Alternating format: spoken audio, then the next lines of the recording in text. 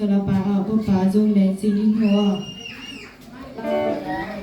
mà yên dùng số